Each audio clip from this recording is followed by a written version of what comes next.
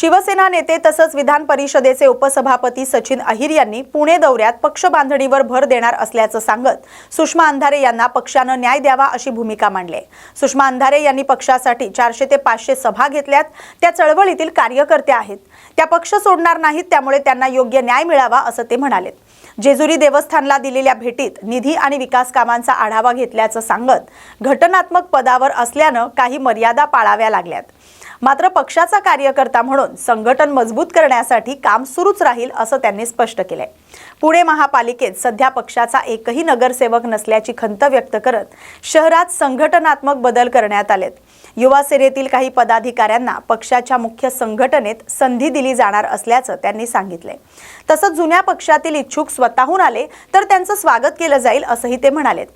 नीरम गोऱ्हे यांच्या पत्राबाबत मुख्यमंत्री आणि उपमुख्यमंत्री योग्य निर्णय घेतील, तर नाशिकसारख्या घटनांबाबत स्थानिक प्रशासनाची जबाबदारी महत्त्वाची असल्याचं अहिर यांनी नमूद केलं। की तरतूद आपण करण्याचं काम केलं तर प्रत्यक्ष निधी आली नव्हती, नंतर आता आमच्या शासनाने जी निधी दिली त्याचा एक आढावा आपण देखील विश्वस्तांना विश्वासात घेऊन आणि तिकडचे असलेले आमचे विजयबापू शिवतरे आहेत त्यांच्याकडनं घेण्याचं काम केलं। आणि मग सासवडला नगरसेवकांची बैठका होत्या, भोरला एक कार्यक्रम होता आणि नंतर मग आज पत्रकार संघाचे नवनिर्वाचित सर्व पदाधिकाऱ्यांचा आमच्या सर्वांच्या वतीने सत्कार नियोजित करण्याचं काम केलं आणि स्वाभाविकच आहे की मी राज्याच्या विधान परिषदेचा उपसभापती असलो तरी देखील पक्षाचा पण एक कार्यकर्ता आहे आणि अगोदर पण मी शिवसेनेच्या बैठकीसाठी येत होतो आणि आताही शिवसेनेच्याच बैठकीसाठी मी चाललोय।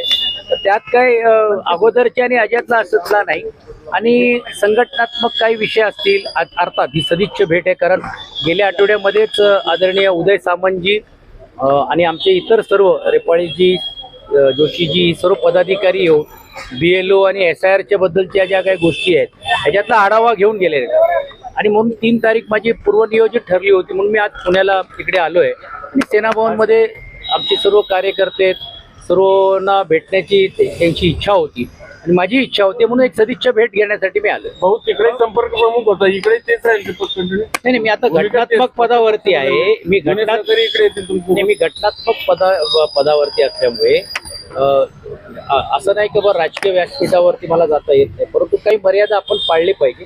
परंतु आता मी पक्षाचा एक प्रतिनिधी आणि पहिल्यांदा पुण्यामध्ये आलो तर स्वाभाविकच आहे सेनाभवनमध्ये जाणं हे माझं एक कर्तव्य आणि त्या लोकांची इच्छा आहे की माझी स्वागत करण्यासाठी। पण एक गोष्ट नक्की आहे संघटनात्मक ज्यावेळी पक्ष वाढवण्यासाठी आपल्याला जर काय करायचं असेल तर ते करू आणि त्याची सुरुवात माहितीसाठी सांगतो की बारामती जिल्ह्याच्या जिल्हा प्रमुख राजेंद्र काळे, इंदापूरचे तालुका प्रमुख आणि बाकीच्याही सर्व लोकांनी आदरणीय एकनाथ शिंदेजींच्या उपस्थितीमध्ये ठाण्यामध्ये ऑलरेडी या अगोदर प्रवेश घेतलेलेच आहेत।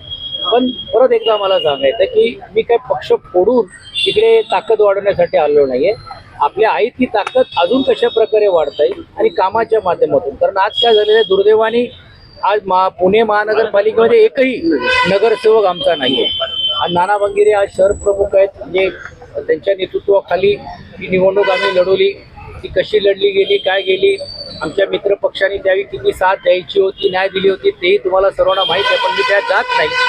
पण असं असलं तरी देखील इकडे जी संख्या जर जोपर्यंत प्रतिनिधित्व वाढणार नाही तोपर्यंत खऱ्या अर्थाने मला असं वाटते महानगरपालिकेमध्ये आपला परफॉर्मन्स किंवा पण असं नसला तरी आम्ही नजीकच्या काळामध्ये जेवढे काही उमेदवार होते जे पिंपरी चिंचवड आणि पुणे शहरामध्ये त्या सर्वांची एक स्वतंत्र बैठक शहर प्रमुख यांच्या उपस्थितीमध्ये घेऊन त्यांचे नेमकं काय गारण आहे, नेमकं काय म्हणणं आणि संघटना वाढवण्यासाठी अजून काय केलं पाहिजे अशी ती पण एक बैठक नियोजित करण्याचे काम होणार आहे।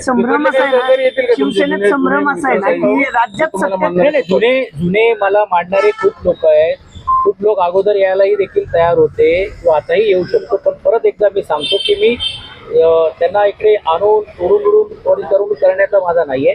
त्याला स्वतःहून असं वाटलं की मी जो निर्णय घेतलेला आहे त्या निर्णयाबरोबर करत असताना ते विकास कामासाठी किंवा त्यांचे काय इच्छा असतील ते आले तर स्वाभाविकच त्यांना मी भेटण्याचं काम करण्यात येईल। या व्यतिरिक्त पण मी एका घटनात्मक पदावर एक व्यक्ती म्हणून घेऊन माझ्याकडे जर कोणी आला तरी देखील तो आमच्या पक्षाचा आहे किंवा इतर पक्षाचा आहे हे न बघता त्याचे प्रश्न या अगोदर पण मी सोडत होतो आणि आताही देखील सोडण्याचं काम केलं आहे. शहरातल्या शिवसेनेत संभ्रम असे ना भाऊ, राज्यात सत्तेत असलेली शिवसेना पुण्यात विरोधक म्हणून काम करते. 2 दिवसापूर्वी आंदोलनं झाली, त्याआधीही अनेक आक्रमक आंदोलन झाली.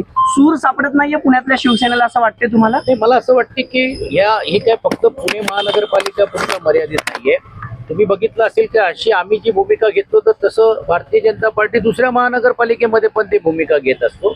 आणि शेवटी लोकांचे प्रश्न लोकप्रतिनिधी नात्याने सोडवणं किंवा मांडणं ही गरज असते.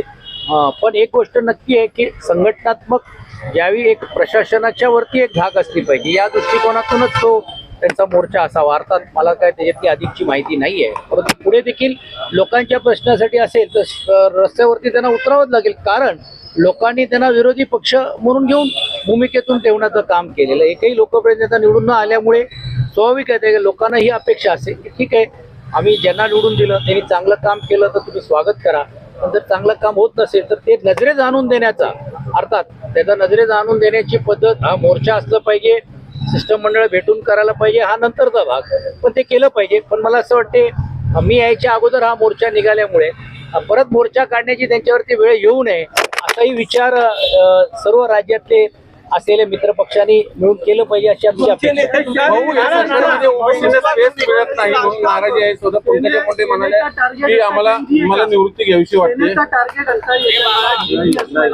हे अगोदरच तरुणांना जे, आणि विशेषतः तुम्ही बघितलं असेल की पुणे शहरामध्ये पण नुकताच काही बदल करण्याचं काम केलेलं आहे.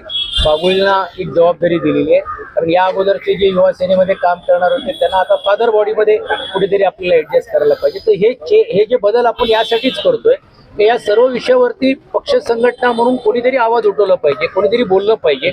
आणि ही घटना देशव्यापी ज्यावेळी घडते अशा स्थानिक स्तरावरती पण देखील आपला कोणीतरी पक्षाचा प्रतिनिधी असलं पाहिजे. म्हणून नक्कीच त्यांना आकर्षित करण्यासाठी आपण करू. ओबीसीना न्याय मिळतो की नाही हे जे म्हणणं मला असं वाटते ते आज योग्य होणार नाही. कारण स्वतः पंकजा ताई आहेत, त्या अगोदर धनंजय मुंडेजी होते, आदरणीय भुजबळ साहेब त्या समाजामध्ये आहेत, अनेक आमच्यासारखे किंवा अनेक लोक पण जे वेगवेगळ्या समाजाचे घटक आहेत, ते उपेक्षित जे वंचित समाजाचे पण अनेक काही घटक आहेत, ते सत्तेमध्ये आहेत, सरकारमध्ये आहेत. आणि त्या सरकारमध्ये जरी नसले तरी देखील लोकप्रतिनिधी म्हणून आहेत, खासदार म्हणून, आमदार म्हणून आहेत. मला असं वाटते आपण लगेच अशा निकर्षाला येणं काय योग्य सर, नीलम गोऱ्हेंनी मुख्यमंत्र्यांना एक पत्र लिहिले की राज्यातल्या ज्या महिला लोकप्रतिनिधी आहेत त्यांच्या बऱ्याचशा ऑडिओ क्लिप आहेत ज्या व्हायरल होत आहेत, त्या विरोधात पोलीस कारवाई तर होईलच, पण या सगळ्याचा CID तपास व्हावा अशी मागणी नीलम गोऱ्हेंनी मुख्यमंत्र्यांना पत्र लिहित केली. अनेक महिला आमदारांचे ऑडिओ क्लिप व्हायरल झाल्याचा आरोप केला. असं काही निदर्शनास आले तुमच्या? ते मला माहित नाहीये, पण त्यांनी वैयक्तिक स्वतंत्र मागणी जर केली असेल तर स्वाभाविकच आहे त्यांच्याकडे काय अधिकची माहिती आहे. योगायोगाने मी आज पक्षाची बैठक झाल्यानंतर त्यांच्याशीच भेटायला जाणार आहे. आमची ठरलेली बैठक होती किंवा भेट आहे. मला वाटते मी अधिकची माहिती त्याच्यात घेईल आणि त्यांना जी यावेळी मदत लागत असेल, माननीय मुख्यमंत्री आणि उपमुख्यमंत्री जे गृहमंत्री पण आहेत, त्यांच्याबरोबर हे चर्चा करून त्याचा निर्णायक आपण लावण्याचा प्रयत्न आपण करू. संजय राऊत जाहिरात देतोय अमित शहा हरवलेले आहेत. शहापूरमध्ये सॉरी, खड्ड्यात पडून मृत्यू झालाय. हे दुर्दैवी आहे. आज नाशिकमध्ये जी घटना घडते तेच जर आज कुठेतरी होत